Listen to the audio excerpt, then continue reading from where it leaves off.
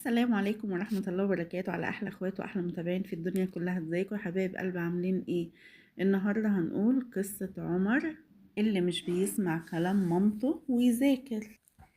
كان يا مكان ولا يحلى الكلام إلا بذكر النبي عليه الصلاة والسلام. كان فيه ولد اسمه عمر، ولد جميل وذكي. عمر كان بيحب اللعب جدا بالكورة، يجري ويضحك مع أصحابه. لكن في حاجة واحدة ما كانش بيحبها، وهي المذاكرة. كل مامته ما تقوله يلا يا عمر ذاكر دروسك يا حبيبي، عمر يقول لسه شوية يا ماما عايز ألعب. وفي يوم عمر كان بيدور تحت السرير على لعبته، فلقى ساعة ذهبية بتلمع كأن فيها نجوم.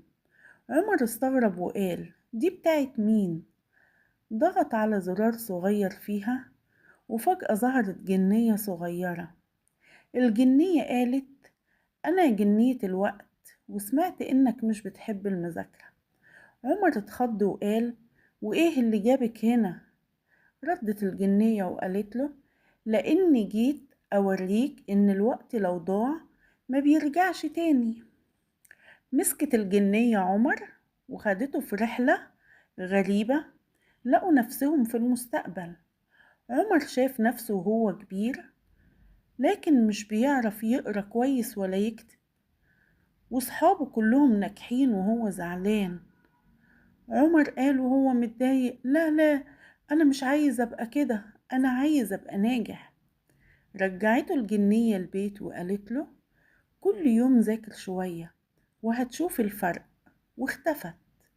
من تاني يوم عمر صحي بدري، غسل وشه وقعد يذاكر ساعة، وبعد كده راح يلعب عادي. يوم ورا يوم ورا يوم، وعمر بقى شاطر، والمدرس شكره قدام الفصل وأصحابه بقوا يسألوه عن الواجب. وفي آخر الليل عمر بص تحت السرير يدور على الساعة، لكنها مش موجودة. عمر ابتسم وقال شكل مش محتاج الساعة طالما بذاكر وبجتهد. العبرة يا حبايب قلبي إن الوقت زي الذهب، زي الكنز، والمذاكرة كل يوم شوية بتعمل مستقبل كبير.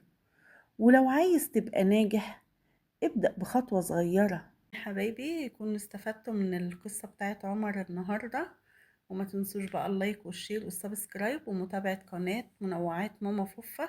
والسلام عليكم ورحمة الله وبركاته.